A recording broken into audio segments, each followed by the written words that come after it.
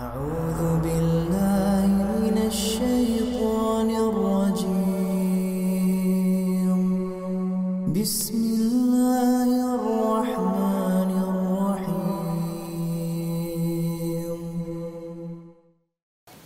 بسم الله الرحمن الرحيم. السلام عليكم ورحمة الله وبركاته. الحمد لله رب العالمين والصلاة والسلام على أشرف الأنبياء والمرسلين وعلى آله وأصحابه أجمعين. أشهد أن لا إله إلا الله وحده لا شريك له وأشهد أن محمدا عبده ورسوله لا نبي ولا رسول بعده. أما بعد, masyarul muslimat, jamaah yang semoga kita selalu dalam lindungan Allah Subhanahu wa taala. Kembali kita dipertemukan oleh Allah Subhanahu wa taala dalam pembahasan kajian kitab Tauhid, insyaallah. Mudah-mudahan apa yang kita pelajari nanti dapat kita pahami, menjadi ilmu bermanfaat bagi kita dan dapat kita amalkan dalam kehidupan kita sehari-hari. Salawat beserta salam tak lupa pula kita hadiahkan untuk Nabi kita tercinta, Nabi Muhammad sallallahu alaihi wasallam. Semoga kita termasuk umat beliau yang mendapatkan syafaatnya kelak pada hari kiamat. Amin ya rabbal alamin. Para hadirat dimuliakan oleh Allah Subhanahu wa taala.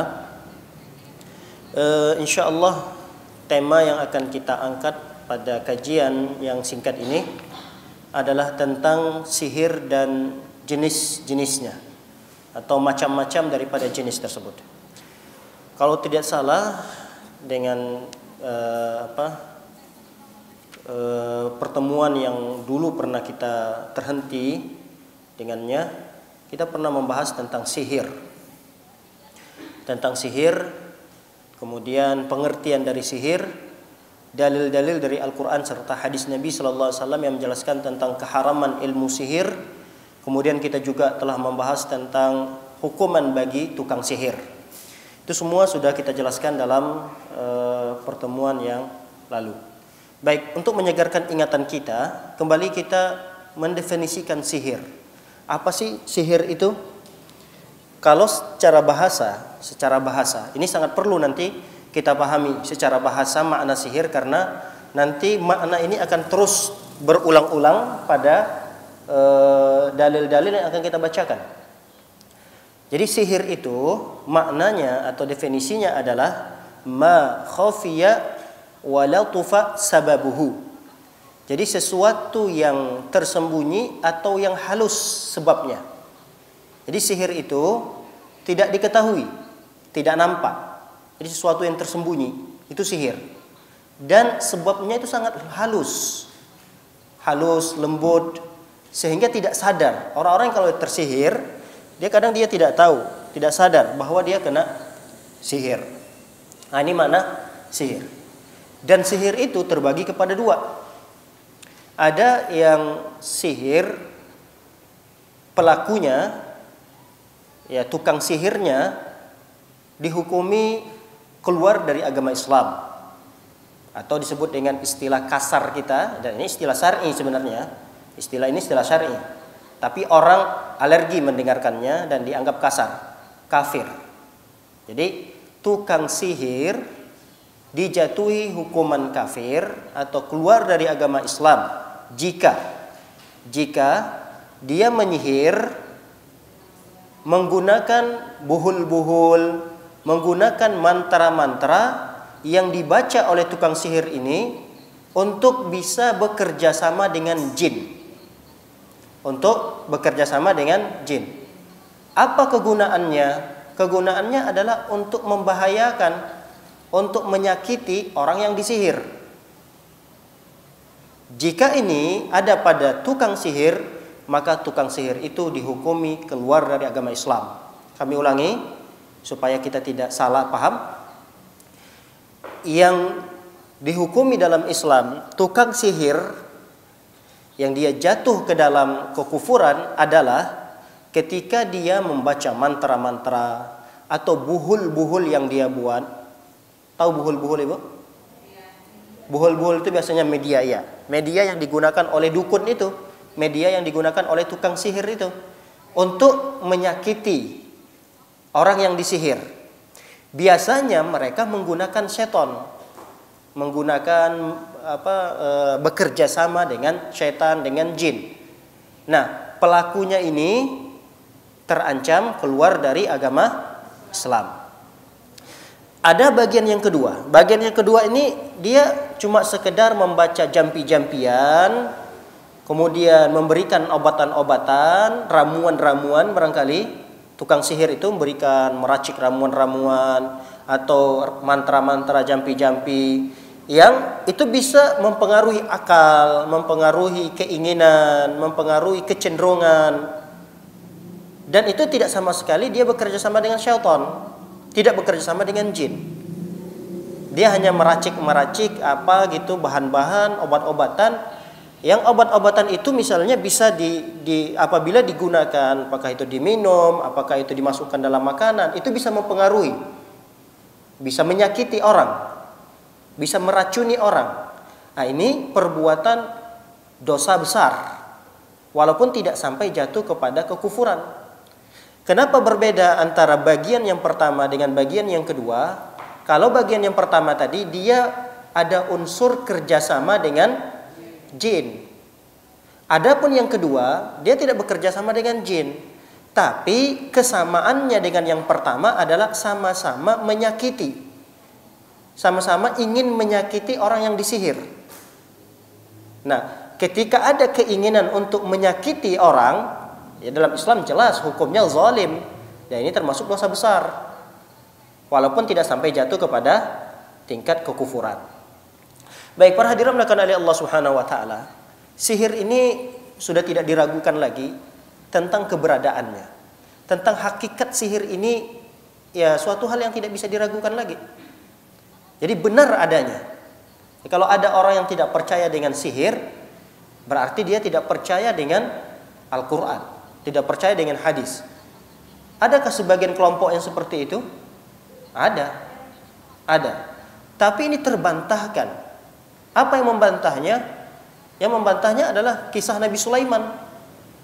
Nabi Sulaiman alaihissalam di awal-awal mula sihir, sebagian ulama menjelaskan awal mula munculnya ilmu sihir itu adalah di zaman Nabi Sulaiman.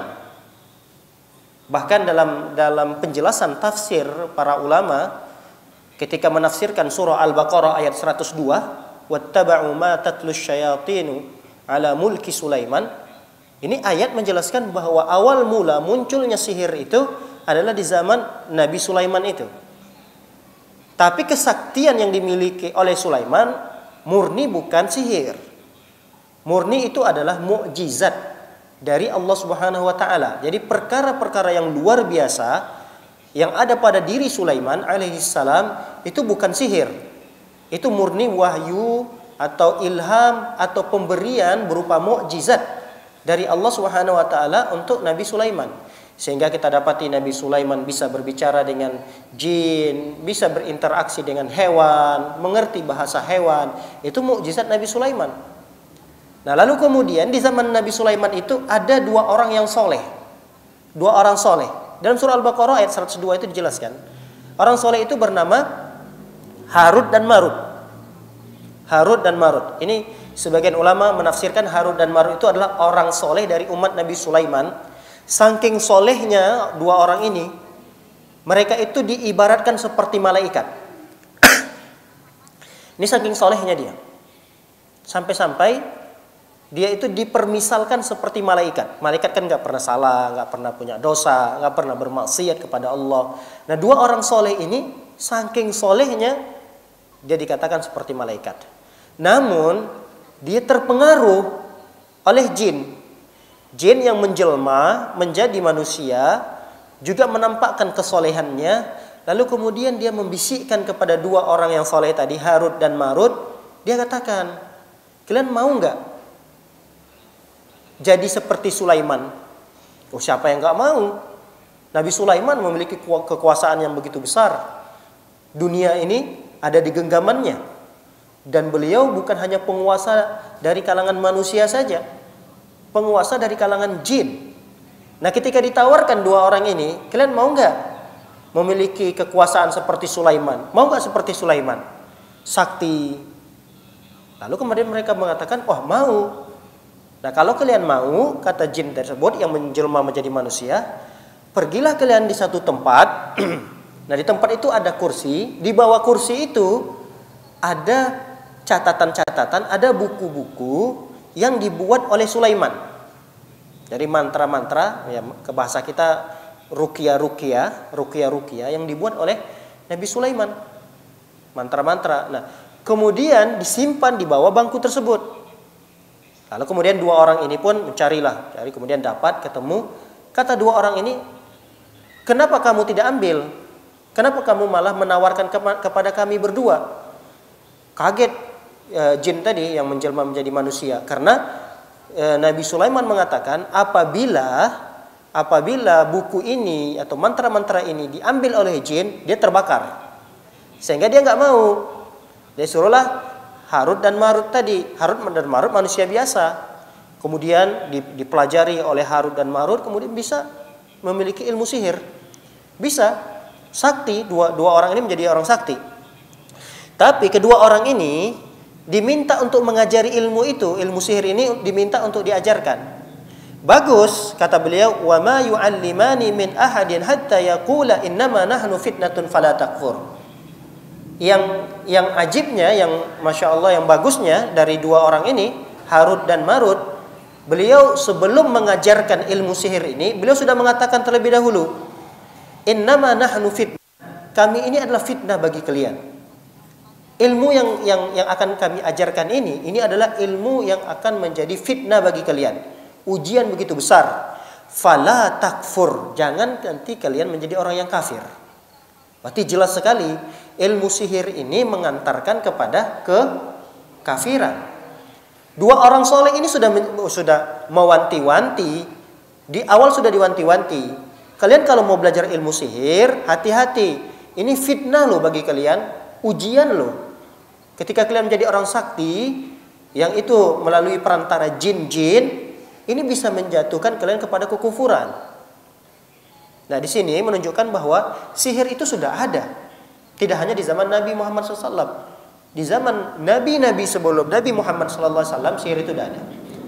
Bahkan sihir itu sudah ada di zaman Nabi Musa, kan? Nabi Musa sangat terkenal di zaman beliau itu, orang-orang jago sihirnya. Makanya kalau kita melihat mukjizat yang paling banyak keterkaitannya dengan kesaktian adalah mukjizat Nabi Musa. Nabi Musa itu bisa menghidupkan orang yang mati, bisa menyembuhkan orang yang buta. Kemudian bisa tongkatnya berubah menjelma menjadi ular besar. Itu kan mukjizat Nabi Musa. Agak mirip dengan sihir untuk mengalahkan sebenarnya. Jadi mukjizat Nabi Musa yang seakan-akan seperti sihir, ini untuk membantah dan mengalahkan tukang-tukang sihir yang sudah tersebar banyak di zaman Nabi Musa alaihissalam ketika itu. Berarti sihir sudah ada sebelum Nabi Muhammad SAW. Kita tahu Nabi kita tercinta Nabi Muhammad SAW, beliau juga kena sihir. Beliau pernah tersihir. Yang menyihir beliau adalah orang Yahudi yang bernama Labid bin Al-A'sam. Bahkan Rasul sallallahu alaihi wasallam tersihir mereka menggunakan media rambut Nabi. Nah, ini makanya hati-hati. Kadang orang tua kita dahulu sering menasihati kita. Kalau rambut jatuh tuh dikutip, diambil lagi. Sebenarnya bukan ada unsur khurafat ya, tapi kadang dibumbu-bumbui unsur khurafat. Memang ada bumbu-bumbu unsur khurafat, unsur-unsur yang tidak masuk akal. Tapi tujuannya baik memang. Orang-orang tua kita dahulu baik. Kalau rambut jatuh disimpan. Disimpan ini bukan jadi jimat. Artinya jangan disebarkan kemana-mana. Karena biasanya rambut itu bisa digunakan oleh orang yang dengki sama kita. Orang yang tidak suka sama kita. Dijadikan media untuk mensihir kita. Dijadikan untuk media menyakiti kita dan keluarga kita. Nabi SAW saja yang orang dekat dengan Allah ya. Orang yang paling dekat dengan Allah. Orang yang tidak pernah lalai dari berzikir kepada Allah. Orang yang terbaik di muka bumi ini pun bisa terkena sihir. Dari apa media yang digunakan oleh tukang sihir itu untuk menyakiti Nabi sallallahu alaihi wasallam? Dari rambut Nabi sallallahu alaihi wasallam.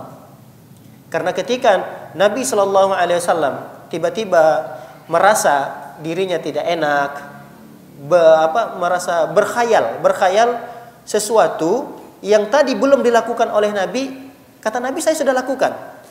Jadi beliau dikhayalkan seperti hal-hal seperti itu. Sesuatu yang sudah dilakukan seakan-akan saya belum melakukannya. Itu pengaruh daripada sihir. Sampai-sampai turunlah 2 malaikat yang diturunkan oleh Allah untuk mengobati, untuk menyembuhkan sihir pada diri Nabi Muhammad SAW tadi. Ya, 2 malaikat ini, satu berada di kakinya Nabi SAW, satu berposisi di kepala Nabi. Mereka berdua ini, 2 malaikat ini berbincang. Ini Nabi Muhammad kena apa? Satu malaikat menjawab, Nabi Muhammad kena sihir. Kena sihir. Siapa yang berani mensihir Muhammad? Disebutkanlah namanya Labib bin Al-A'sam, orang Yahudi. Lalu ditanya oleh malaikat ini lagi. Mereka saling berdua ngomong. 2 malaikat ini saling ngobrol berdua. Dengan media apa si Labib ini mensihir Nabi? Lalu kemudian malaikat itu menjawab, dengan potongan-potongan rambut Nabi Shallallahu Alaihi Wasallam. Diambil bagian rambut Nabi SAW yang jatuh, atau mungkin beliau motong rambut. Dan rambut itu diambil oleh orang Yahudi tadi, digunakanlah itu sebagai buhul untuk menyakiti Nabi Shallallahu Alaihi Wasallam. Lalu ditanya lagi, diletakkan di mana buhul itu? Dicari-cari, ternyata dapatlah info bahwa buhul itu ada di dalam sumur. Sumurnya apa? Saya lupa. Yang penting dibuanglah buhul itu dalam sumur. Kemudian dicampurkan rambut itu dengan bunga-bunganya korma. Korma itu kan punya mayang, ada bunga-bunganya. Nah, itu dicampurkanlah pada rambut Nabi Shallallahu Alaihi Wasallam. Lalu kemudian buhul itu dibuang dalam sumur. Nabi Shallallahu Alaihi Wasallam melihat itu bersama beberapa sahabat, melihat buhul-buhul tersebut. Lalu ada di antara sahabat mengatakan, ya Rasulullah, kenapa tidak diambil buhul itu supaya dimusnahkan? Kata Rasul SAW, saya sudah disembuhkan oleh Allah. Jadi tidak perlu dimusnahkan. Nah, ini menunjukkan bahwa untuk memusnahkan sihir yang mengenai seseorang itu harus dimusnahkan buhulnya. Apakah itu dibakar, apakah itu dihancurkan. Itu buhul itu harus dihancurkan atau dibakar. Agar apa? Agar sihirnya sudah tidak berpengaruh lagi pada tubuh seseorang itu. Kata Nabi Sallallahu Alaihi Wasallam, kalau saya tidak perlu dihancurkan lagi, tidak perlu. Karena saya sudah disembuhkan oleh Allah Subhanahu Wa Taala. Lalu Rasul Sallallahu Alaihi Wasallam memerintahkan para sahabat untuk menutupi sumur itu. Jadi ditutupi oleh para sahabat sumur tersebut. Rasul Sallallahu Alaihi Wasallam dalam riwayat yang lain dijelaskan, aku melihat ke dalam sumur itu, ternyata buhul-buhul itu menyerupai kepala-kepalanya jin. Kepalanya kepala syaitan. Oleh karena itu para hadirat dimuliakan oleh Allah Subhanahu Wa Taala, berapa dalil yang kita jelaskan ini menunjukkan bahwa sihir itu benar adanya dan dapat memberikan pengaruh yang tidak baik bagi orang yang disihir.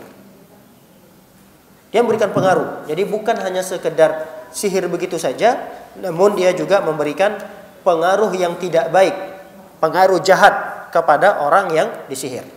Baik, kita masuk kepada macam-macam sihir. Kalau kita sudah tahu tentang hakikat sihir itu benar adanya, lalu di sana ada macam-macam sihir yang perlu kita ketahui. Jadi nanti penjelasan dari beberapa hadis yang akan kita bacakan, sihir itu ada yang jatuh kepada syirik. Ada sihir yang jatuh kepada dosa maksiat, dosa besar. Ada sihir yang tergantung penggunaannya. Penggunaannya kalau pada yang baik, dia baik. Kalau dia digunakan pada yang buruk, dia buruk. Nah, ini perlu kita ketahui apa saja sih macam-macam dari sihir tersebut. Baik. Yang pertama, hadis yang pertama menjelaskan judul macam-macam tentang sihir ini. Hadis yang diriwayatkan oleh Ahmad. Muhammad bin Ja'far menceritakan kepada kami Auf. Kemudian hadis ini diambil dari Hayyan bin Ala. Lalu kemudian Qattan menceritakan kepada kami dan seterusnya. Nabi Shallallahu Alaihi Wasallam pernah berkata. Apa kata Nabi? Innal iyafata wat tarqa wat tiyara minal jibti. Ingat macam yang pertama. Macam yang pertama dari bagian sihir. Yaitu al-iyafah. Apa itu iyafah? Iyafah itu zajrut tayri littasya'um awit tafaul.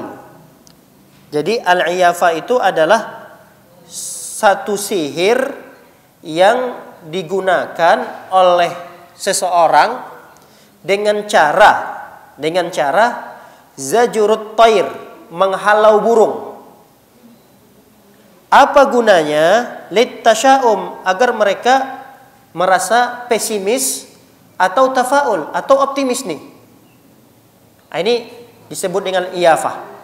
Iyafah itu adalah burung yang diusir, dihalau, misalnya. Nah, lihat nih burung terbangnya kemana? Kalau terbangnya ke arah kiri, biasanya mereka akan mengambil sikap pesimis. Kayaknya nggak bagus nih. Nggak usah kita lanjutkan langkah kita. Kayaknya nggak bagus nih. Nggak usah dikerjakan. Kayaknya nggak bagus nih, tinggalkan saja. Jadi ukuran ketidakbagusan itu karena burung yang diusir tadi dan terbang ke arah kiri. Atau jika diusir burung itu terbangnya ke arah kanan, dia mengambil sikap optimis. Kayaknya baik ini, bagus ini, lanjutkan saja nih, langkahkan saja kakinya dan seterusnya. Kenapa? Karena berpatokan kepada burung yang terbang ke arah kanan. Lalu kemudian kalau mereka mendapati burung itu lari, terbangnya ke depan, kadang mereka ulangi lagi. Supaya tahu jelas sekali burung itu terbangnya kemana. Kalau ke kiri baik, nggak baik, berarti kalau ke kanan baik. Ini disebut dengan apa istilahnya? Iyafah. Nah, apa kaitannya dengan sihir? Iyafah ini apa kaitannya dengan sihir? Kita ulangi, sihir itu adalah sesuatu yang memberikan pengaruh dengan secara halus dan lembut, tidak diketahui. Pengaruhnya itu tidak diketahui. Halus sekali. Lihat, apa sih pengaruhnya dengan pesimis dan optimis ketika seorang mengusir burung? Apa pengaruh? Apa ininya? Alasannya? Nggak jelas, nggak nampak. Halus perkara itu. Nggak diketahui. Pokoknya, jawabannya pokoknya kalau terbangnya ke arah kiri, nggak usah dilanjut. Kalau terbangnya ke kanan, lanjutkan. Kan nggak jelas. Kenapa gitu? Kenapa? Oh, pokoknya begitulah, burung itu terbangnya ke kiri. Sebabnya itu halus sekali, nggak bisa dia jelaskan. Nggak nampak, nggak bisa juga diteliti, nggak bisa dipelajari. Apa sebabnya? Nah, inilah kenapa kata para ulama perbuatan ini termasuk perbuatan sihir. Karena pengaruhnya itu tidak nampak. Pengaruhnya itu tidak bisa digambarkan. Apa? Kenapa kok bisa kita bersikap optimis dengan burung yang diterbangkan ke arah kanan? Wah, nggak tahu. Nah, inilah sebab kenapa perbuatan ini termasuk sihir. Karena pengaruhnya itu tidak bisa terlihat dan halus sekali, sehingga seorang itu merasa dia optimis dan pesimis karena sesuatu yang tidak dia ketahui dan tidak tampak. Baik, para hadirin dimuliakan oleh Allah Subhanahu wa taala. Ada istilah yang sama dengan istilah iyafah ini. Dulu pernah kita pelajari. Apa namanya? Hampir sama istilahnya, iyafah ini. Pernah mendengar istilah tatoyur? Ya kan? Hampir mirip dia kan? Ya atau tidak? Jadi al-iyafah ini hampir mirip dengan poin yang ketiga nanti. Nanti kita akan bahas. Kita bahas poin yang kedua dulu. Termasuk yang sihir, perbuatan sihir adalah at-tarqah. Apa? At-tarqah. Apa itu at-tarqah? At-tarqah itu adalah khot. Khot itu garis yang biasa dibuat di garis-garis di tanah. Jadi di jalanan atau di atas pasir atau di atas tanah, kemudian digaris-garis tanah tersebut. Digaris-garis, kemudian dilewatinlah garis-garis tersebut. Mana yang terhapus dari garis-garis itu, mana yang tersisa garis-garis itu nanti dibaca. Oh, kalau garis ini akan berefek seperti ini. Kalau garis ini bacaannya akan seperti ini. Nasibnya akan begitu, nasibnya akan begini. Kamu akan baik, kamu akan bahagia, kamu akan sengsara. Jadi bacaan daripada kebaikan dan keburukan seseorang, kebahagiaan dan kesengsaraan seseorang itu dari garis-garis yang digaris tadi di atas bumi. Bukan. Ya bisa juga nanti dianalogikan dengan garis-garis tangan. Bisa. Bisa sama. Tapi kalau yang dimaksud at-tarqa di sini, dia digaris-gariskan di mana? Di tanah, digaris-gariskan di tanah, lalu kemudian dibaca garis-garis itu. Jadi disuruh siapa misalnya yang mau saya baca nih,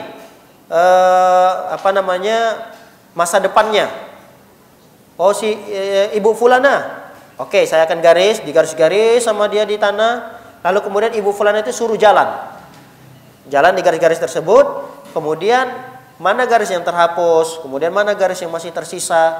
Nah, itulah nanti dia akan coba untuk menilai, membaca, menganalisisnya. Keluarlah kesimpulan. Oh ini baik, ini tidak baik, ini sukses, ini gagal, dan seterusnya. Ini bagian daripada sihir. Karena sihir itu tadi kan memberikan pengaruh kepada seseorang, tapi tidak diketahui sebabnya. Halus sekali sebabnya.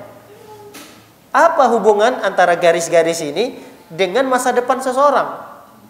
Kan gak diketahui. Beda kalau misalnya seseorang itu dilihat dari wataknya.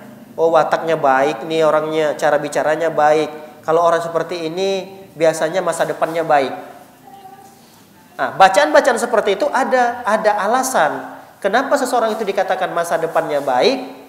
Mungkin dia melihat anaknya pintar, anaknya baik, anaknya pintar bergaul, anaknya cerdas. Lalu keluarlah kesimpulan, oh anak ini mudah-mudahan kedepannya menjadi anak yang sukses, anak yang baik.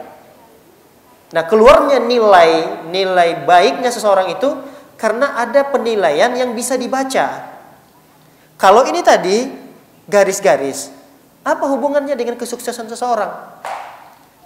Pengaruhnya nggak jelas gitu. Nah, inilah disebut kenapa at-tarqa ini termasuk dalam golongan perbuatan syirik. Baik, ini macam yang kedua. Macam yang ketiga. At-tiyarah. At-tiyarah. Ini disebut dengan istilah lain tatayyur. Tatayyur. Tiyarah, tatayyur. Nah, apa perbedaan iyafah dengan tatayyur atau tiyarah ini? Perbedaannya sama-sama merasa bernasib sial dengan burung yang diterbangkan. Itu sama, itu sisi kesamaannya.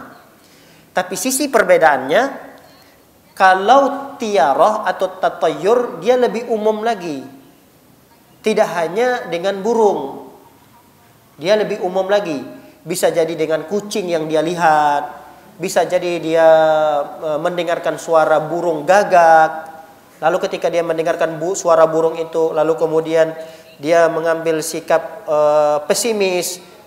Kayaknya ada yang celaka, ada yang meninggal, ada musibah, ada ini, ada itu yang tidak baik. Ah ini masuk dalam kategori tiyarah atau tatayyur. Kalau iyafa tadi hanya pada burung ya. Itu perbedaannya. Kalau iyafa ini cuma khusus pada burung saja. Kalau dia menggunakan media selain burung, ini masuk nanti dalam keumuman at-tiyarah. Karena tiyarah ini lebih umum. Tiyarah atau tatayyur. Ada orang terkadang tiyarahnya atau tatayyurnya dengan angka. Ya atau tidak? Ada orang yang bernasib sial dengan angka atau tidak? Ada. Ada orang yang bernasib sial dengan tanggal, dengan bulan, dengan hari. Apalagi? Dengan apa lagi biasanya? Dengan sesuatu yang didengar. Apa misalnya sesuatu yang didengar? Ya suara burung yang menyeramkan misalnya. burung gagak biasanya ya, burung elang biasanya, dan seterusnya, burung hantu. Kemudian dia sendiri yang menafsirkan, wah ini kalau kata-kata orang tua saya gitu, ini biasanya ada orang meninggal nih di kampung sebelah, biasa begitu. Nah, ini masuk dalam kategori tiarah. Nah, ini juga bagian daripada sihir, macam sihir yang tidak boleh dilakukan oleh seorang muslim dan muslimah. 3 ini kata Rasul sallallahu alaihi wasallam, 3 ini apa tadi? Iyafah, kemudian at-tarqah dan at-tiarah adalah minal jibti. Apa itu jibti? Jibti itu adalah syaitan. Jibti itu adalah syaitan. Dalam tafsir yang lain, jibti ini adalah bisikan syaitan. Jadi bisikan syaitan atau wahyu syaitan. Jadi syaitan itu membisikkan kepada kita, mewahyukan kepada kita, tuh dengar suara apa itu? Oh itu suara gagak. Dibisikkan oleh syaitan, diwahyukan oleh syaitan kepada kita. Itu biasanya ada orang meninggal. Itu bisikan-bisikan syaitan. Lalu bisikan-bisikan syaitan itu ditelan mentah-mentah oleh orang tua kita dahulu, lalu kemudian diceritakan kepada anak-anaknya dan generasi seterusnya. Itu nggak boleh berkeyakinan seperti itu. Iya. Para hadirin yang dimuliakan oleh Allah Subhanahu wa taala. Jadi ini 3 macam dari sihir yang sudah kita jelaskan. Baik, kita masuk macam yang keempat. Macam yang keempat ini bisa kita lihat pada hadis yang berikutnya. Hadis Ibnu Abbas radhiyallahu taala anhuma, qala Rasul sallallahu alaihi wasallam. Nabi sallallahu alaihi wasallam bersabda, "Man iqtabasa su'batan minan nujum faqad iqtabasa su'batan minas sihir. Zada ma zada." Hadis diriwayatkan oleh Al-Imam Abu Daud. Para hadirin melakukan oleh Allah Subhanahu wa taala, coba kita cermati hadis ini. Apa kata Rasulullah? Man iqtabasa su'batan minan nujum. Siapa yang mempelajari syu'bah. Syu'bah ini cabang dari ilmu perbintangan. Ilmu perbintangan. Faqad iqtabasa su'batan minas sihir. Sungguh dia telah mempelajari cabang daripada ilmu sihir. Zada mazada, semakin bertambah ilmunya tentang mempelajari ilmu bintang tadi, maka akan bertambah pula lah kesesatannya dalam ilmu sihir. Berarti macam yang keempat ini kita bisa ambil kesimpulan apa?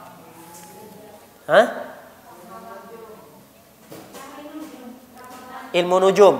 Apa itu? Biasanya yang lebih kita kenal di zaman ini apa? Zodiak ya. Zodiak itu ilmu perbintangan kan ya? Bintang apa nama zodiak itu? Bintang Aquarius.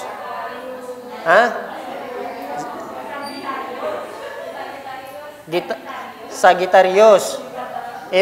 Yang hafal biasanya pengalaman ini.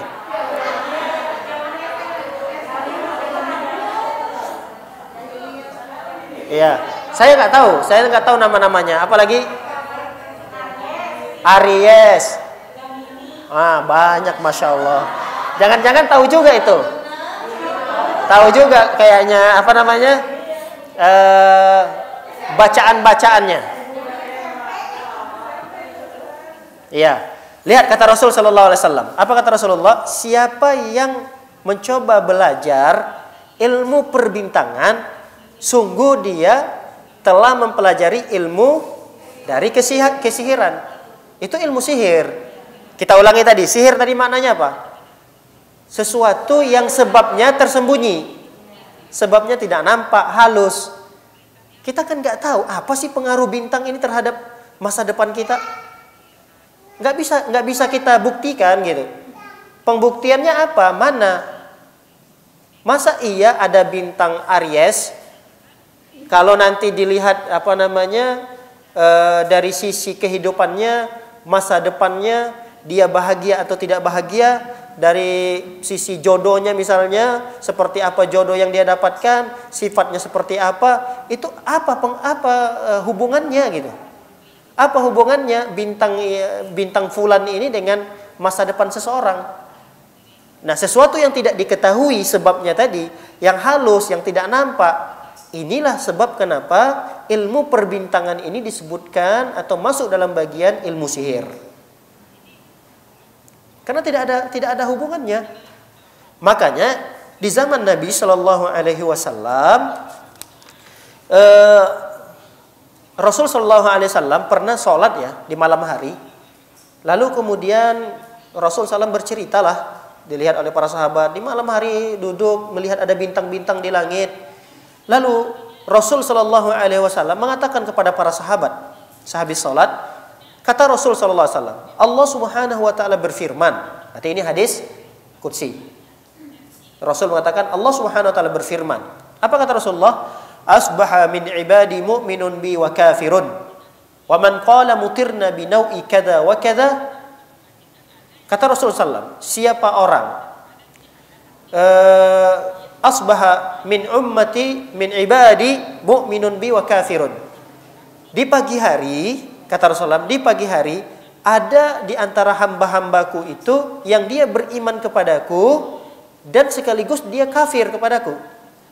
Jadi di sisi lain dia beriman, di sisi lain dia kafir kepada Allah.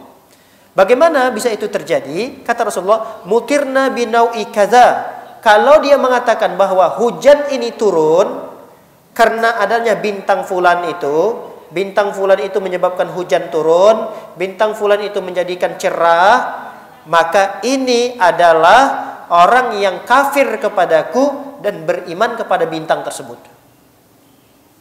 Tapi kalau dia mengatakan hujan ini turun karena karunia Allah, maka kata Rasul, orang ini beriman kepada Allah dan kafir kepada bintang. Nah, kita ini pada kelompok yang mana nih? Pada kelompok yang beriman kepada Allah dan kafir kepada bintang, atau kita termasuk orang yang beriman kepada bintang lalu kita kufur kepada Allah? Hati-hati, karena seseorang bisa jatuh kepada kekufuran apabila dia mempercayai bintang-bintang itu memberikan pengaruh kepada kehidupannya, memberikan pengaruh kepada sesuatu yang terjadi di muka bumi ini. Ini yang dimaksud dengan pelajaran yang mengajari tentang perbintangan. Jadi ada pelajaran-pelajaran yang mengajarkan kita tentang pengaruh bintang. Bintang ini pengaruhnya begini. Kalau ada terjadi misalnya gempa bumi, itu disebabkan oleh kemarahan bintang fulan. Kalau misalnya terjadi banjir, itu sebab dari kemurkaan bintang fulan. Oh, kalau adanya kebahagiaan pada diri seorang, itu karena dia lahir di bulan ini dan dia mendapatkan bintang fulan. Nah, itu nggak boleh dalam Islam. Nggak boleh. Ilmu yang seperti itu, ketika diyakini dan dipelajari, dia bisa jatuh kepada kekufuran. Karena bintang itu makhluk Allah dan tidak bisa memberikan pengaruh apapun kepada kita. Ada jenis pelajaran bintang yang dia tidak masuk dalam kategori kesyirikan. Ini biasanya ilmu falak. Ilmu perbintangan yang hanya sekedar mempelajari titik-titik bintang lalu dijadikan alat untuk menjadikan kemudahan seseorang, misalnya sedang safar nih. Sedang safar, kalau dulu kan sulit mencari tidak ada kompas, tidak ada petunjuk-petunjuk jalan, tidak ada Google Map. Nah, apalagi berlayar misalnya di laut. Itu kan bingung. Mau balik lagi ke tempat asal gimana nih? Apa patokannya? Ah, biasanya mereka berpatokan bintang itu. Ada bintang di sana, itu bintang, kita ngikutin aja tuh arah bintang situ, lurus. Nah, di situ nanti kita akan pulang melalui jalan dan jalur bintang tersebut. Nah, kalau pelajaran bintang seperti ini dibolehkan, tidak ada masalah. Nah, ini kalau sekarang disebut dengan ilmu apa ini? Hah? Ilmu apa nih? Ilmu perbintangan ini? Astronomi ya? Iya, astronomi.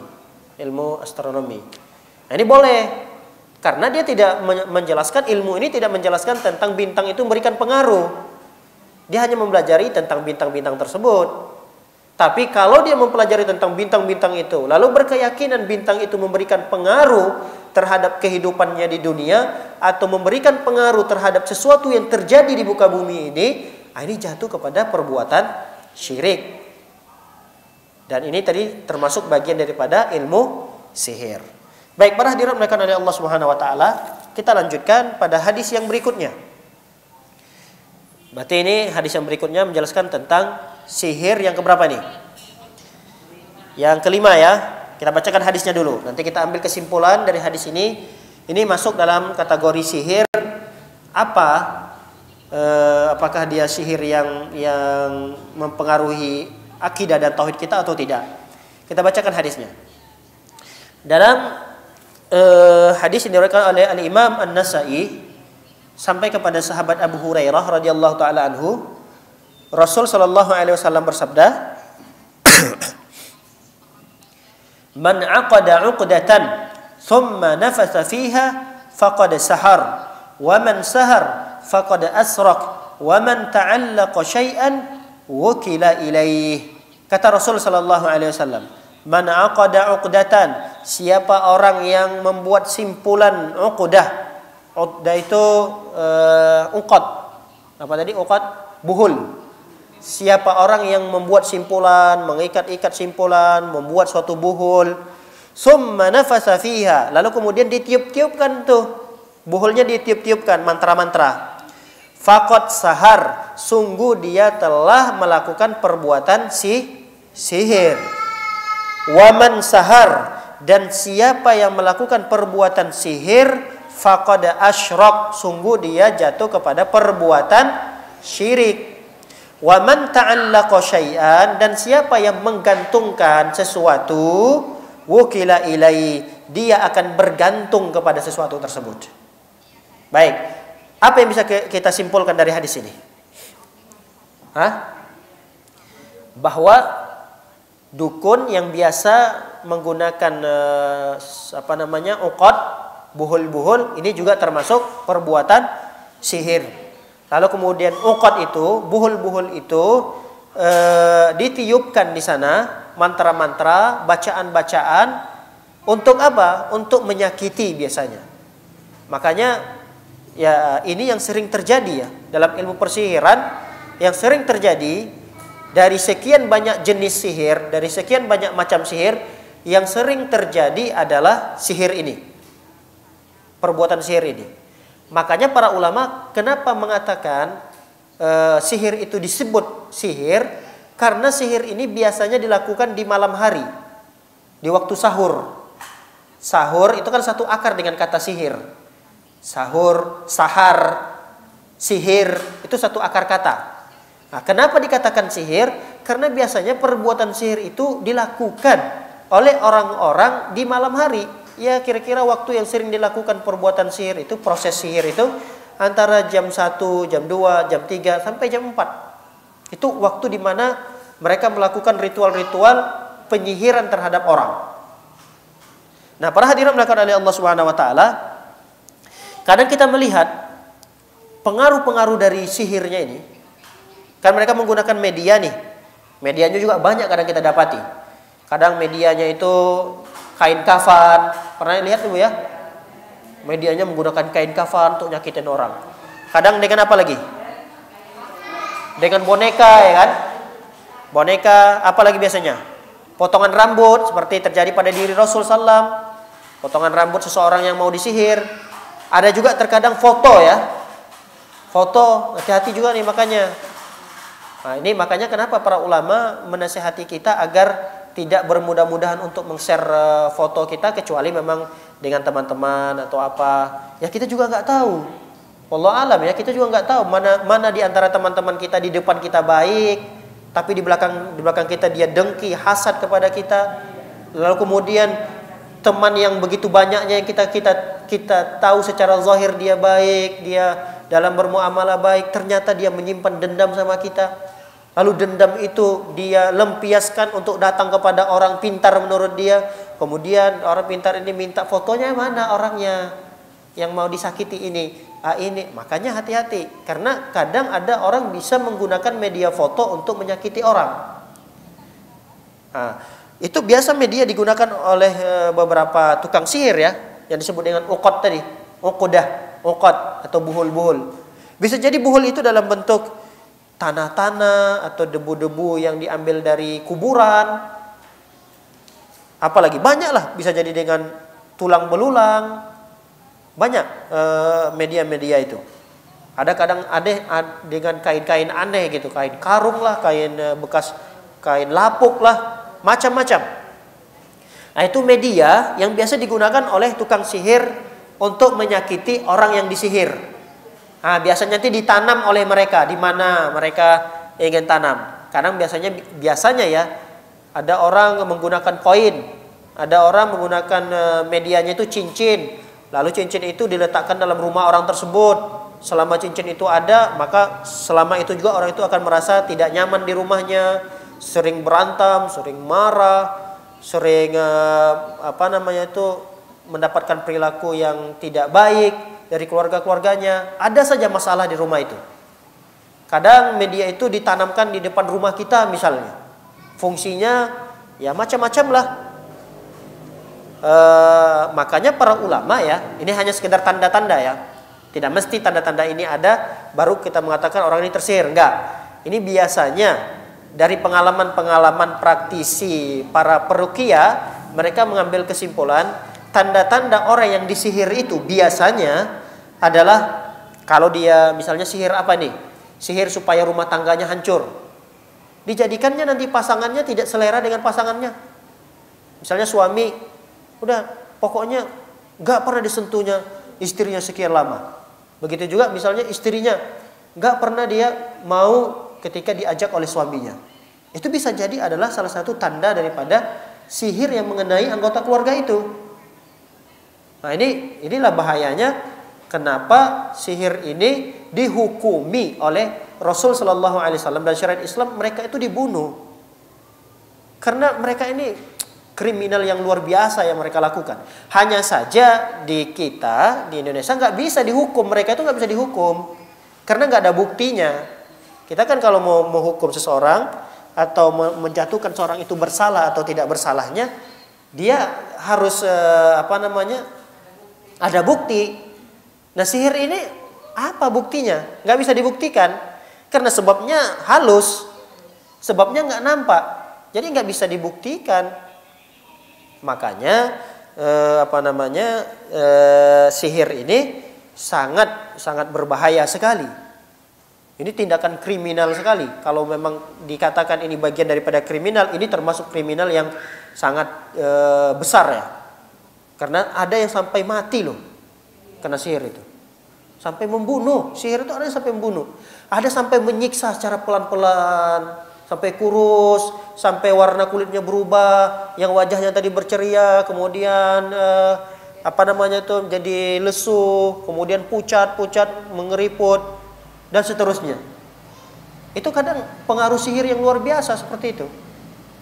Ada orang yang kena sihir misalnya secara pelan, bertahap, yang tadinya mulai dia baru tadinya dia bisa jalan, kemudian kakinya dibuat sakit, kemudian mengecil kakinya, lalu kemudian sampai nggak bisa jalan, dicari di berbagai rumah sakit. Ini apa sih gitu sakitnya, dari medis nggak ketemu, coba untuk berobat, dokter sudah didatangi berapa dokter, rumah sakit sudah juga berapa rumah sakit untuk mencoba berobat dari penyakitnya ini, ternyata itu semua kena sihir. Jadi luar biasa kejahatan sihir ini. Baik, para hadirin dimuliakan oleh Allah Subhanahu wa taala. Kebanyakan sihir itu memang digunakan oleh orang-orang yang hasad, dengki, dan punya dendam dengan kita. Jadi banyak juga tanda-tandanya. Kadang kita itu punya tanda kena sihir, sering gak fokus biasanya. Itu bisa jadi akal kita disihir, pikiran kita disihir. Jadi kadang kita gak fokus, melakukan sesuatu gak fokus. Kadang juga selalu suka marah, dikit-dikit marah, dikit-dikit ngambak, dikit-dikit marah. Itu bisa jadi kita kena sihir. Itu diantara tanda-tanda yang disebutkan oleh para praktisi ruqyah. Karena sekarang ini tukang sihir itu juga pintar loh dia, pintar. Bagaimana kita katakan mereka pintar? Mereka tukang sihir itu mengikuti zaman. Mengikuti zaman, dan dia biasanya mengenai targetnya itu disamakan sakitnya seperti sakit medis. Yang kita mengira anggota keluarga kita atau kita sendiri yang kena sihir, seakan-akan kita ini kena sakit medis gitu.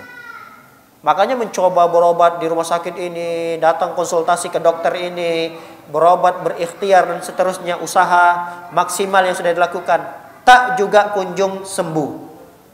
Ternyata dia terkena sihir. Makanya hati-hati dengan penyakit sihir ini. Makanya kita diperintahkan untuk berlindung kepada Allah Subhanahu wa taala. Rasul SAW ketika kena sihir, apa yang diajarkan oleh malaikat untuk mengangkat dan menyembuhkan sihirnya, diajarkan oleh malaikat tersebut untuk membaca muawwidzatain. Makanya ada ayat-ayat diistilahkan ayat-ayat ruqyah. Ada ayat ruqyah biasanya ayat kursi, 3 kul bahasa kita, surah Al-Ikhlas dan muawwidzatain, qul a'udzu birabbil falaq dan qul a'udzu birabbin nas. Kemudian Al-Fatihah, itu ayat-ayat ruqyah itu. Nah, itu boleh dibacakan kepada kita, kepada keluarga-keluarga kita. Misalnya ini anak kenapa nangis mulu gitu.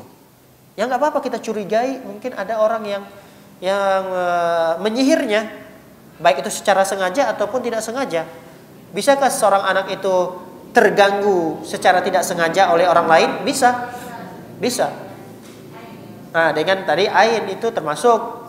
Walaupun ini mungkin tidak bagian daripada sihir, tapi anak itu bisa terganggu gitu. Dan itu bisa diatasi dengan membaca ayat-ayat ruqyah tadi. Baik, para hadirin mereka dari Allah Subhanahu wa taala, kita lanjutkan hadis yang berikutnya. Yang menjelaskan tentang macam sihir yang berikutnya. Hadis yang diriwayatkan oleh Ibnu Mas'ud. Hadis yang menjelaskan tentang Ibnu Mas'ud. Ya, Rasul sallallahu alaihi wasallam bersabda, apa kata Rasulullah? Ala hal unabbiukum Abhu ini kata Rasulullah an-namimah. An-namimah itu al-qalatu bainan nas. Baik. Maukah kalian kata Rasulullah, aku tunjukkan, aku kabarkan apa itu al-adhu. Adhu ini al-kazib, dusta. Maukah kalian aku beritahukan tentang dusta? Kata Rasulullah, hiyan namimah. Dia adalah namimah. Apa ini namimah? Mengadu domba. Makanya mengadu domba ini disebut juga dengan istilah dusta. Karena dia bercerita, dia pindahkan cerita ini nanti, dia ceritakan kepada si A. Kata si B, kata dia. Padahal B nggak ngomong gitu. Kata si B, kamu ini begini, begitu, begini, begitu. Lalu kemudian setelah dia jumpa dengan si A, dia ketemu lagi dengan si B. Dia ceritakan, cerita si A ini begini-begini tentang kamu. Ini disebut dengan namimah. Al-qalatu bainan nas. Jadi perkataan-perkataan yang dia pintakan dari manusia ke manusia yang lain, dari orang ke orang yang lain. Dan dia memindahkan pembicaraan atau perkataan orang dengan orang yang lain ini ditambah bumbu-bumbu dusta. Nah, ini disebut dengan namimah. Biasanya tujuannya apa ini? Tujuannya apa? Untuk mengadu domba agar terpisahkan yang tadinya mereka berteman akrab, teman baik, menjadi renggang. Itu kan tujuan dari namimah. Nah, dari sisi mana dikatakan ini perbuatan sihir? Pengaruh dari ucapannya. Ucapan itu kan pengaruhnya halus sekali. Nggak nampak loh. Tiba-tiba orang renggang aja ukhuwahnya. Tiba-tiba orang yang tadinya sering ngobrol, sering ketemu, mulai renggang, retak. Apa sebabnya? Kata tadi, ucapan tadi dipindahkan ke sana, dari sana, pindahkan ke sini, sini, pindahkan ke sana. Nah, ucapan itu ternyata memberikan pengaruh. Pengaruhnya nggak nampak, nggak jelas. Halus pengaruhnya. Nah, inilah disebut kenapa dia oleh para ulama dimasukkan dalam kategori bagian daripada sihir. Nah, yang jadi pertanyaan, apakah sihir ini termasuk syirik atau tidak? Hah? Termasuk syirik atau tidak? Sihir ini termasuk, sihir namimah ini termasuk syirik atau tidak? Dia tidak syirik. Enggak. Kan tadi sudah di awal sudah saya jelaskan. Jadi sihir itu bisa jatuh kepada syirik dan bisa jatuh kepada perbuatan dosa besar. Nah, kenapa hadis ini dimasukkan dalam bab bagian daripada sihir? Kenapa? Karena dia sama-sama memberikan pengaruh yang tidak jelas, yang halus, yang tidak nampak. Itu kesamaan dia dengan sihir. Tapi perbuatan namimah ini tidak sampai kepada syirik. Bisa dipahami, Bu? Namun dia masuk dalam kategori dosa besar. Dia sama-sama memberikan pengaruh.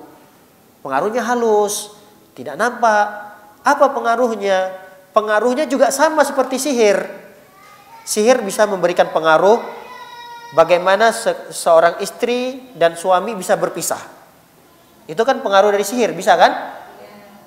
Yufarriqu baina mar'i wa zauji. Jadi seorang itu bisa berpisah antara pasangannya itu karena sihir. Nah, namimah ini, adu domba ini juga sama, pengaruhnya juga sama seperti sihir, bisa memisahkan orang loh. Bisa hubungan suami istri retak loh. Gara-gara namimah ini. Berarti ada unsur kesamaan dengan sihir. Cuma perbedaannya, namimah ini tidak masuk dalam kategori perbuatan syirik. Dia masuk dalam kategori dosa besar. Apa bukti bahwa ini dosa besar? Ya tentunya, ya itu perbuatan yang zalim ya, perbuatan yang tidak disenangi, tidak disukai. Sehingga Rasul Shallallahu Alaihi Wasallam pernah melewati 2 kuburan, yang salah satu dari penghuni kuburan itu melakukan dosa besar yang menyebabkan mereka berdua diazab oleh Allah dalam kubur. Kata Rasul sallallahu alaihi wasallam, "Wa ma yu'adzibani fi kabir."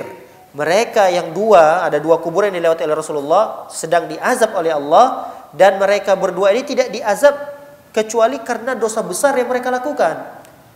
Yang satu, dosa besar yang dilakukan adalah tidak beristinja, tidak bersuci ketika buang air.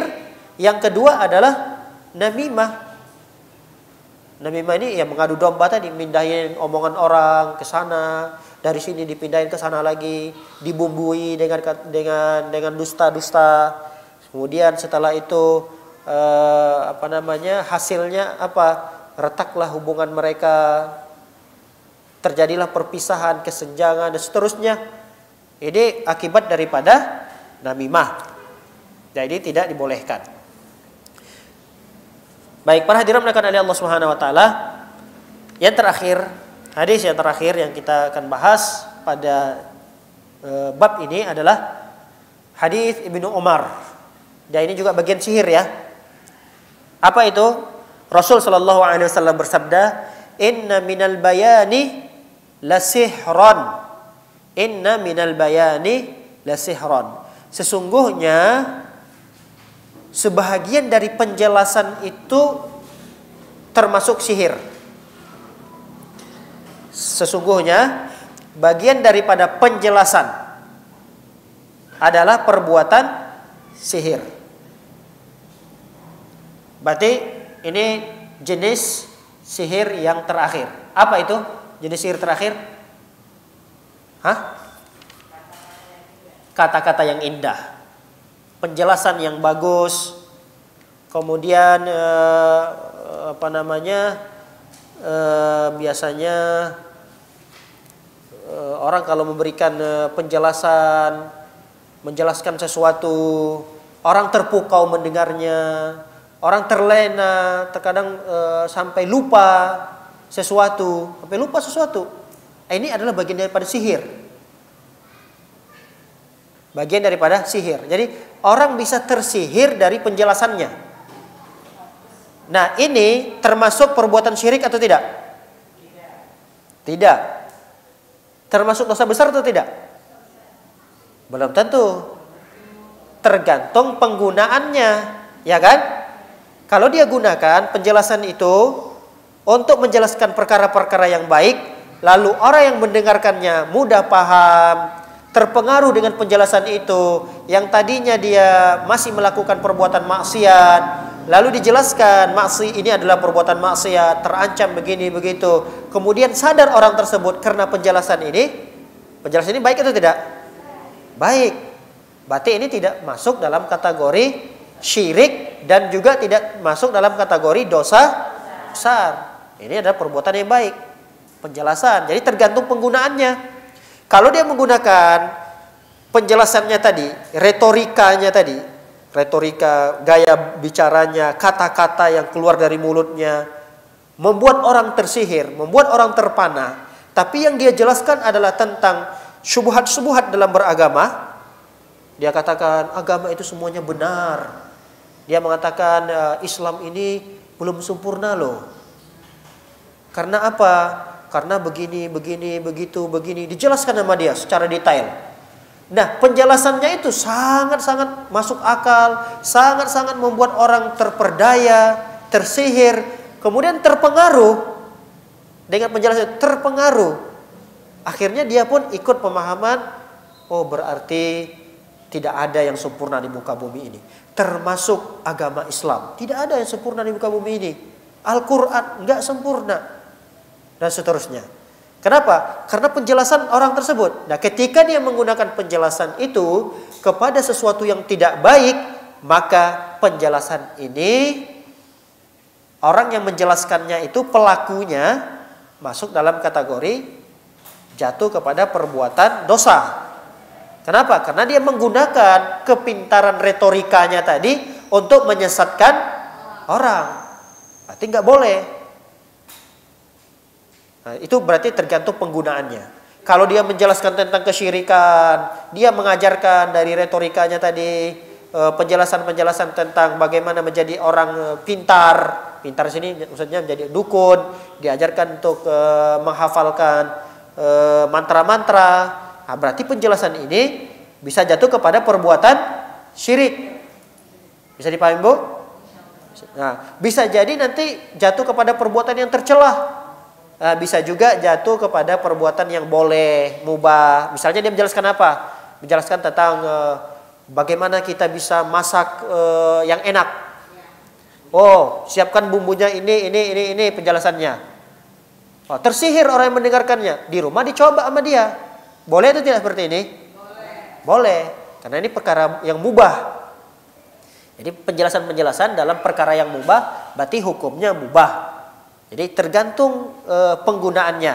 Kalau dia menggunakan penjelasannya tadi, retorikanya tadi, menjelaskan tentang perkara yang haram, berarti jatuh kepada perbuatan haram. Kalau dia menjelaskan tentang perbuatan syirik, berarti hukum penjelasannya itu syirik dan seterusnya. Artinya poin yang terakhir ini, iya, dia termasuk dari perbuatan sihir.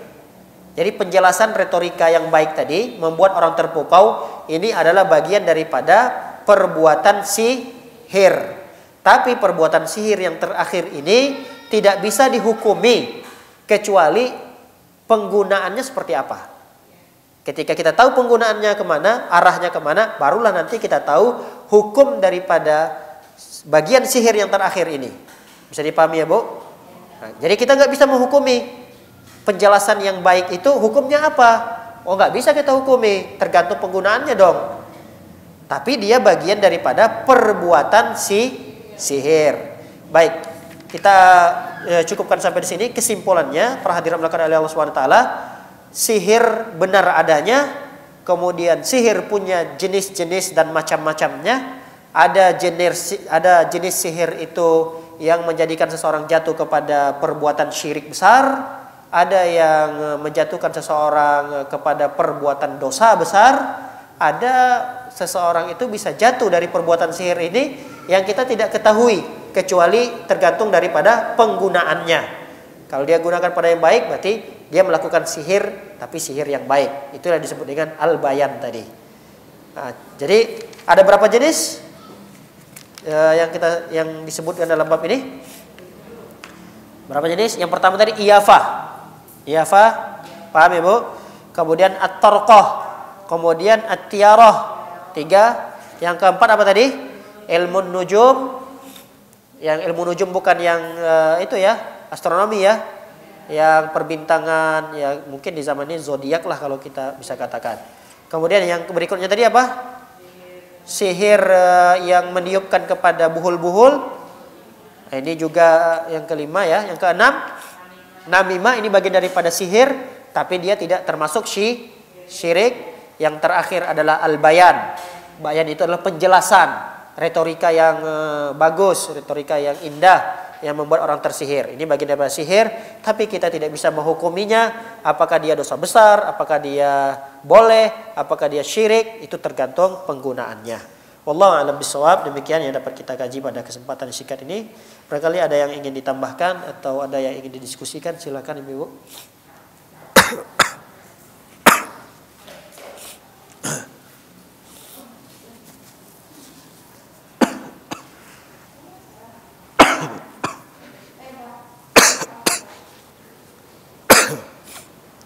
Kedengaran tadi ya? Ya. Iya Bu, ya siapa?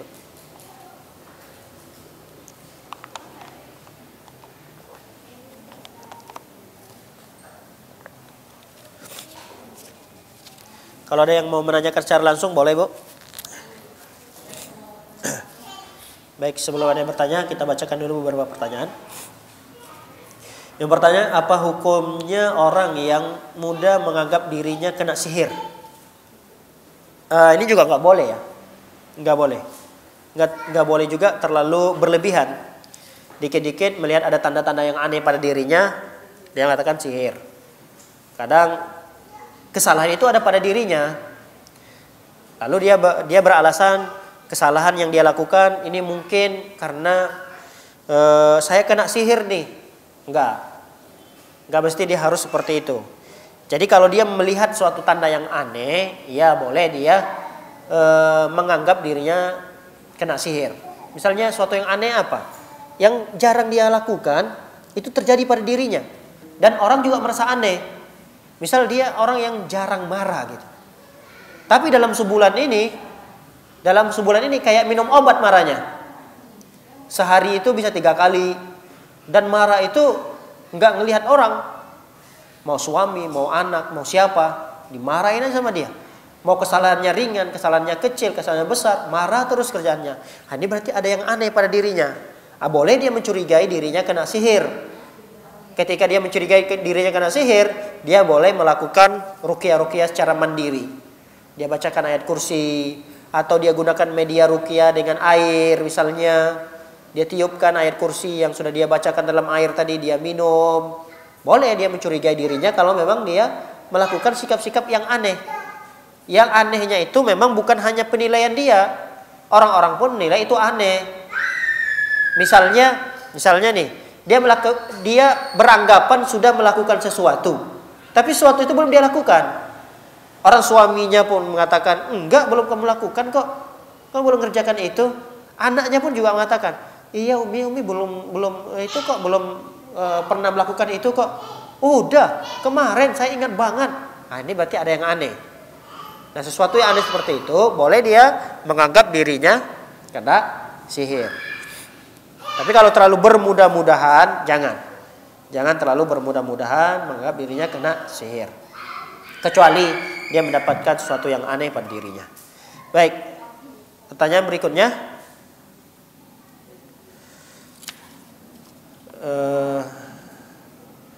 Ustadz, kalau orang Jawa zaman dulu ya, zaman dulu atau sekarang apabila menikahkan anaknya dengan menghitung bulan, tahun, hari sesuai weton hari kelahirannya. Misal Senin Pon, Minggu Legi. Perbuatan seperti ini apakah termasuk syirik? Ya, perbuatan seperti ini masuk dalam kategori perbuatan syirik ya Bu. Perbuatan syirik, tergantung nanti bagaimana dia meyakini kebiasaan ini. Kalau dia meyakini misalnya Enggak, memang kebaikan itu semuanya dari Allah. Memang berpengaruh dan pengaruh itu datangnya dari Allah. Namun, kadang kebaikan dan keburukan dari Allah itu bisa ditentukan melalui tanggal, bisa ditentukan melalui hari, bisa ditentukan melalui bulan. Maka ini jatuh kepada perbuatan syirik kecil. Paham ya? Dia meyakini memang keburukan atau kebaikan Allah itu ya datangnya dari Allah.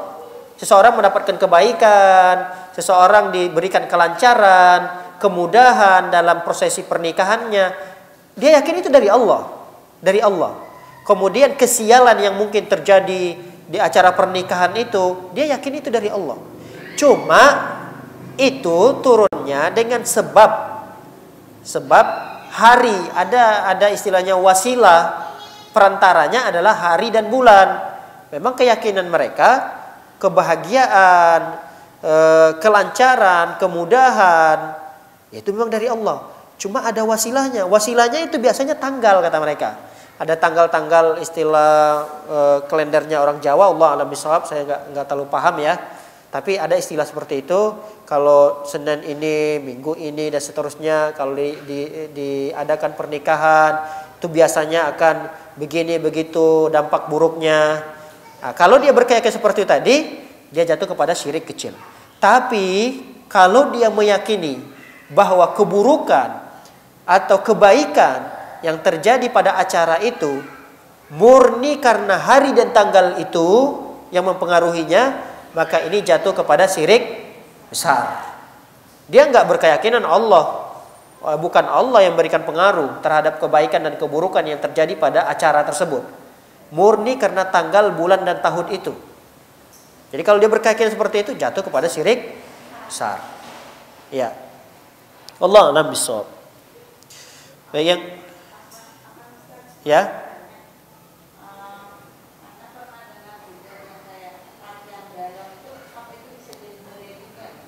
Gimana Bu? Kurang jelas Bu?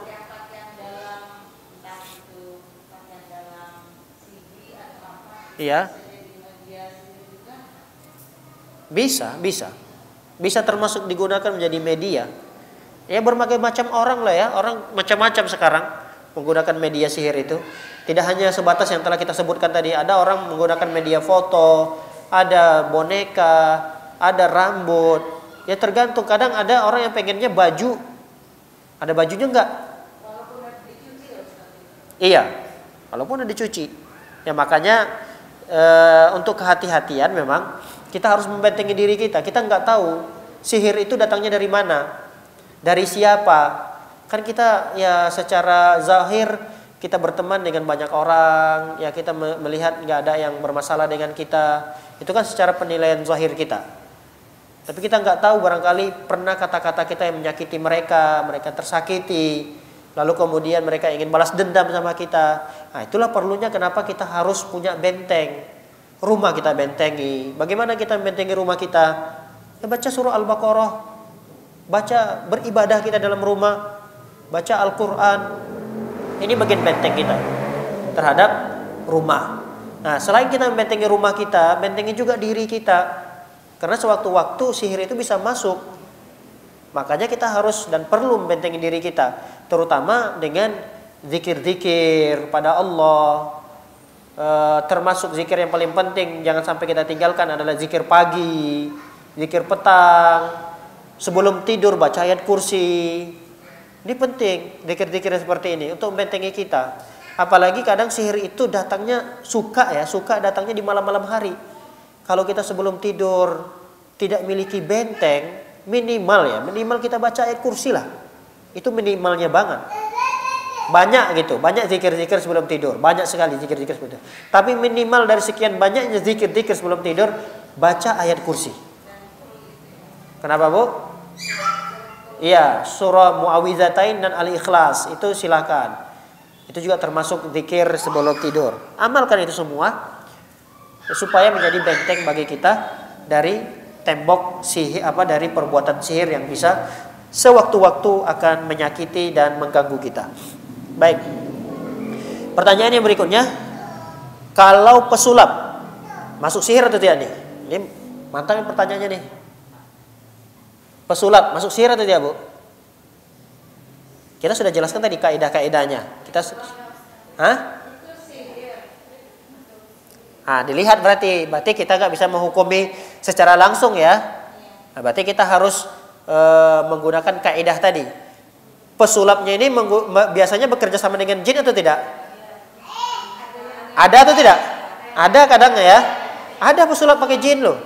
Ada. Berarti kalau pesulap ini bekerja sama dengan jin, perbuatan itu jatuh kepada perbuatan syirik.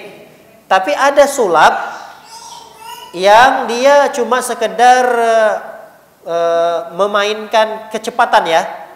Kecepatan tangan, mengkelabui penglihatan mata orang. Dia nanti begini-begini cerita-cerita dia jelaskan. Jadi termasuk penjelasan tadi, sihir juga penjelasan itu.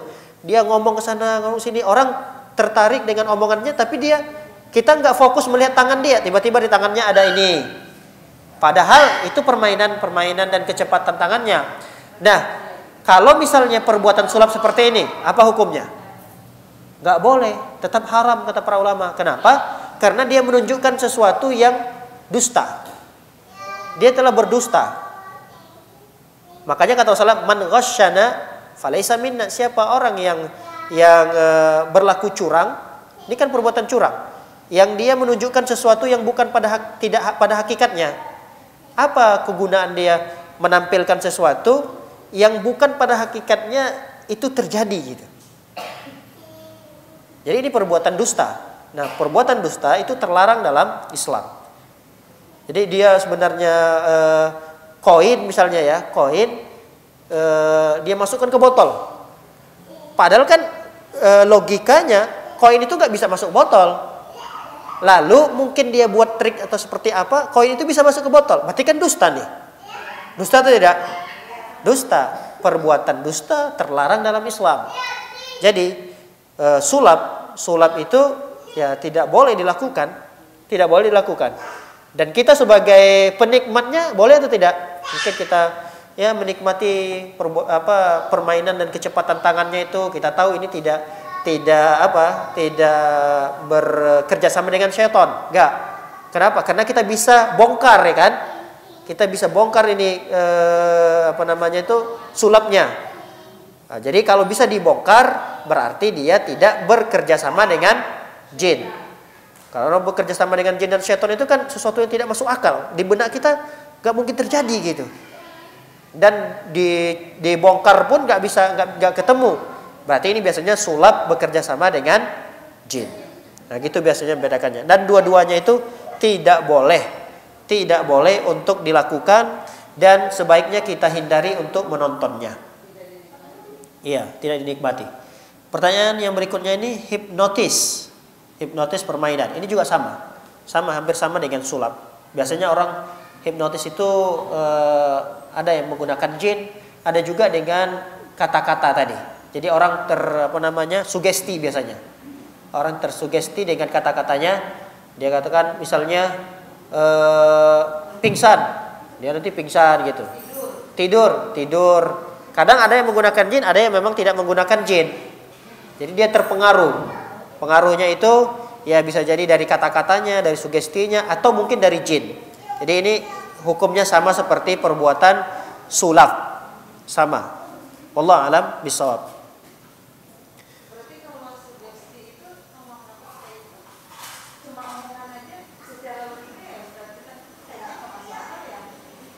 Iya.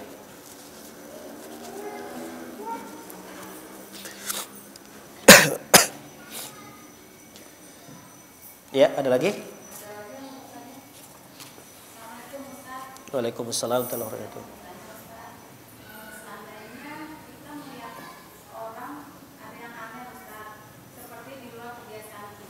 Iya. Iya.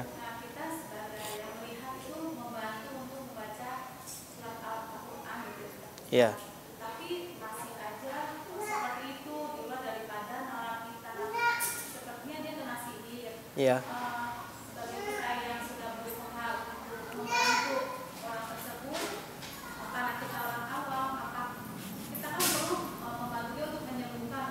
Iya. Nah, seandainya kita membantu itu mencari orang yang pandai atau pintar untuk menyembuhkan itu, bagaimana Ustaz cara menyikapinya Ustaz? Karena kan kasihan melihat orang tersebut dapat kiriman sesuatu gitu loh Ustaz. Jadi Tapi orang itu tidak merasa tersakiti, artinya tidak tersinggung nanti kan kalau kita misalnya membantu dia. Kan nggak ada orang yang merasa dirinya sehat-sehat, tapi kita melihat dia ada tanda-tanda kena sihir. justru itu Ustaz, pihak keluarganya itu melihat istrinya seperti itu kok takut juga gitu loh, karena di luar nalar kita itu Iya. bisa bergelombang Ustaz. Iya. Seperti ada kiriman Iya. dari orang. Boleh kita membantunya, boleh. Karena kan yang pasien bisa kan orang yang pandai yang seperti kayak orang pintar gitu Ustaz. Iya. Boleh kan kita memanggil untuk menyembuhkan itu Ustaz? Boleh tidak masalah, tapi yang perlu digarisbawahi adalah orang pintarnya ini. Itu yang garis bawahi. Orang pintarnya yang digaris bawahi. Orang pintarnya ini apakah dia pintar dalam mengobati menggunakan ayat-ayat ruqyah tadi? Ayat ruqyah tadi yang dia baca, kemudian pengalamannya di dunia ruqyah. Makanya para ulama menyebutkan ada ruqyah syariah ya. Ada ruqyah syariah. Jadi cari orang yang bisa mengobati dengan cara ruqyah. Orang pintar bilang sama keluarganya, iya, nanti saya bantu mencarikan orang pintar. Saya ada teman gitu. Nah, tapi kita carikan orang pintar di sini bukan dalam perspektif orang-orang pintarnya umumnya ini ya, masyarakat awam.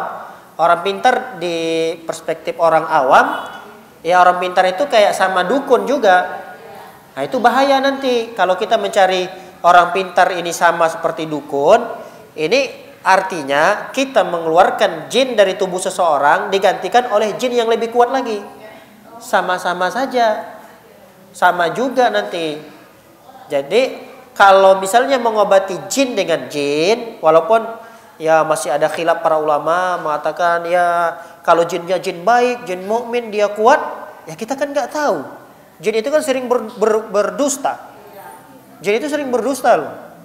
Dia katakan saya ini jin mukmin loh, saya jin muslim. Saya jinnya lebih kuat daripada jin yang ada di tubuh itu. Ya saya aja yang menjaga tubuhnya, saya menempatinya, saya akan usir jin yang ada di tubuh itu. Enggak bisa. Enggak boleh kata para ulama. Nah, ini tadi menggunakan jin tadi berobat dengan menggunakan jin. Enggak boleh. Kalau yang dimaksud dengan orang pintar seperti itu. Jadi cari orang pintar yang dia mengobati orang yang sakit tadi dengan bacaan-bacaan ayat-ayat Al-Quran atau hadis-hadis Nabi Sallallahu Alaihi Wasallam. Banyak insyaallah. Ada beberapa ustaz kita juga yang berpengalaman dalam masalah ini, dibacakan ayat ruqyah, tapi memang tidak langsung sembuh ya. Kadang itu prosesnya lama, bisa sebulan, 2 bulan, ada yang sampai setahun. Karena memang tergantung kekuatan dan kenyamanan jin itu. Kalau jin itu udah terlalu lama di badan seseorang itu, udah nyaman sekali dia di situ, nah itu berat bagi dia untuk meninggalkan dalam satu waktu. Bisa jadi dia sebentar dia keluar, nanti pulang lagi si ustadz tadi, datang lagi dia masuk lagi. Jadi harus bersabar.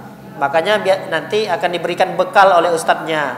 Bekal yang diberikan oleh ustadznya misalnya jaga sholat 5 waktu, terus berzikir pagi petang, baca Al-Quran. Nah, itu biasanya dibekal yang diberikan oleh ustadznya ketika ustadznya pergi. Nanti kalau besoknya datang lagi ustadznya, baca lagi ayat ruqyah, kemudian terpengaruh lagi, ada pengaruhnya dari ayat-ayat itu, dia kesakitan, itu biasanya pengaruh daripada bacaan-bacaan ayat-ayat ruqyah tadi terhadap sihirnya. Ya, Allah alam bisawab. Ya, wa jazakallahu khairan.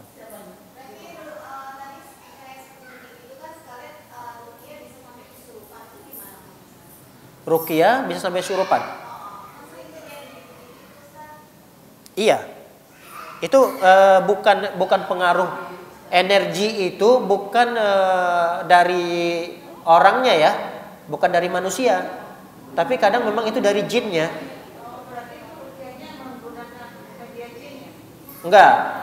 Enggak, itu memang pengaruh dari jin yang ada di dalam tubuh orang tersebut. Boleh, boleh seperti itu. Karena nggak bisa diapa-apain. Memang kadang jin itu untuk membuat kita kasihan. Kan nanti orang yang melihat di sekitarnya kan kasihan. Aduh, kasihan banget ya dia kayak gitu, dia lompat-lompat, dia begini, dia kayak kesurupan, kasihan. Nanti si ustadznya berhenti dia bacanya. Nah, kesempatan dong dia beristirahat, nyaman lagi dia di situ. Ada yang model seperti itu. Jadi kesurupan ketika di ruqyah itu bagus. Karena ada pengaruh daripada ayat yang dibaca. Yang jadi masalah adalah orang yang kena sihir, tapi ketika dibacakan ayat dia biasa-biasa aja. Itu yang malah sulit sekali. Bahkan ada yang lebih parah daripada itu. Ustadznya baca ayat kursi, ini orang yang kena sihir, dia katakan untuk melemahkan melemahkan semangat ustadznya, dia katakan, saya juga hafal ayat kursinya katanya. Dibacakan sama jin itu, dibacakannya ayat kursi. Ini biasanya untuk melemahkan semangat ustadznya, melemahkan mental ya. Ustadznya langsung down itu kalau melihat ada jin yang dia kesurupan, yang sudah terindikasi orang ini kena sihir, ada jin di tubuhnya, tapi juga mengikuti bacaan ustadznya, langsung mental ustadznya down. Nah, kalau mentalnya down ustadz itu, udah ini jin sangat kuat dan sulit untuk disembuhkan kecuali dengan waktu yang panjang. Waktu yang panjang sekali. Iya, Allah a'lam bishawab. Yang tidak boleh itu mengajak bicara. Ini sebagian ulama mengatakan seperti itu. Mengajak bicara orang yang kesurupan. Ngobrol. Jadi kamu dari mana? Saya dari Timur Tengah. Kenapa kamu masuk di sini? Karena dikirim oleh fulan. Nah, itu nggak boleh dipercaya. Kenapa? Karena jin itu sering berdusta. Nanti kalau kita ajak bicara, lalu kemudian siapa yang mengirimkan kamu ke sini? Ibu fulana. Jadi fitnah kan? Karena dia itu berbohong. Nanti orang mengira, kok ibu fulana tega ya? Bukannya temannya sendiri ya?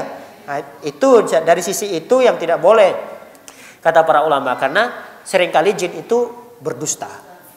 Ya, kalau kita mau ruqyah, baca aja baca ayat. Kesurupan dia, biarkan aja, jangan dilawan. Semakin dilawan, ada orang yang memegangnya dengan keras, itu semakin kuat dia. Makanya para peruqyah yang sudah ahli ya, mereka itu nggak perlu ada yang megang. Biarin aja, biarin. Mau lompat dia, mau apa, biarin aja. Mau gulung-gulung, dia nggak bakalan menyakiti. Dia nggak bakalan menyakiti, nggak menyakiti orang. Kapan dia menyakiti? Ketika dia dipegang kuat-kuat dan kasihan nanti, melawan dia. Kasihannya adalah setelah ruqyahnya selesai. Itu kasihan, bekas-bekas di pergelangan tangannya merah, kepalanya tiba-tiba kok sakit leher saya, kata. Karena terlalu keras dipegang sama orang-orang yang di sekitarnya. Itu nggak boleh, biarkan aja, biarkan dia. Jangan dipegang, jangan ditekan dia, jangan dipaksa dia, biarin aja. Biarin dia ngoceh apa yang dia bilang. Dia kan ngoceh itu supaya ustadznya konsentrasinya buyar. Ngoceh dia, berbuat yang aneh-aneh, supaya mengganggu konsentrasi dan bacaan ustadz tersebut. Dan tentunya mengurangi rasa panas. Kadang-kadang kan panas tuh, kalau dibacakan itu dia udah gak nyaman, panas, dia merasa panas. Nah, sehingga supaya mengurangi itu, dia melakukan tindakan-tindakan yang aneh supaya ustadznya berhenti. Kalau ustadznya berhenti ngajak ngobrol, nah itulah kesempatan dia istirahat. Makanya yang baik itu adalah ustadznya lanjut aja, baca aja ayat-ayat terus diulang-ulang lagi supaya dia tambah tidak betah tinggal di tubuh tersebut. Ya, Allah a'lam bishawab.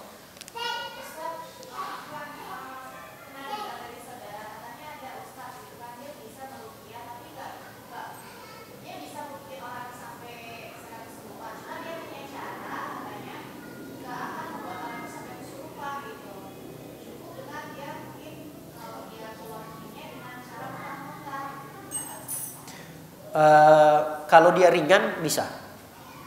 kalau dia masih ringan sihirnya, artinya dia dalam waktu-waktu dekat ya langsung terindikasi dia kena sihir. 1 hari 2 hari itu biasanya mudah, nggak sampai kesurupan. Tapi kalau udah bertahun-tahun tidak disadari, setahun, 2 tahun, 3 tahun, nggak semudah itu. Nggak semudah itu. Kadang memang salah satu ciri bahwa jin itu sudah keluar dari tubuh kita adalah dengan dia muntah. Biasanya diikuti dengan muntah. Dengan muntah kita itu begitulah bersama dengan itu jin itu keluar. Jadi ada yang model kalau kan tingkat pasien yang kena, bukan pasien ya, tingkat korban yang kena sihir itu berbeda-beda tingkatannya. Ada tingkatannya yang udah parah banget, ada yang masih ringan, ada yang sedang, sama seperti orang sakit medis ya. Kalau orang yang sakit medis masih ringan, itu mudah bagi dokter untuk menyembuhkannya. Tapi kalau udah dibiarkan lama, itu agak sulit nanti pengobatannya. Kalau dia udah kronis, wah itu butuh waktu lagi untuk menyembuhkannya. Sama seperti itu. Ya, wallahu a'lam bishawab.